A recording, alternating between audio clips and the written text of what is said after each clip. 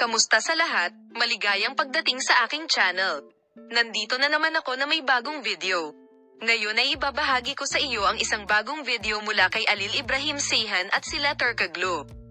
Ang gizem na nakapalibot kay Halil Ibrahim Ceyhan at sila Turkoglu, na lumikha ng isang mahusay na paghanga at madla sa social media gamit ang kanilang on-screen na chemistry, ay nauuna.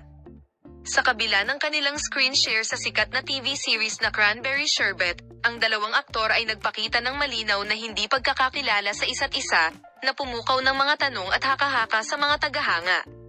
Kilala sa kanyang mga kaakit-akit na pagtatanghal, si sila Turkoglu ay palaging nasa agenda sa kanyang nakakaintriga na kwento. Si sila Turkoglu ay gumaganap ng isang mahalagang papel sa kahangahangang serye na Kizilcik Serbeti. Ngunit ang off-screen dynamics ay nagdagdag ng hindi inaasahang layer ng intriga sa salaysay.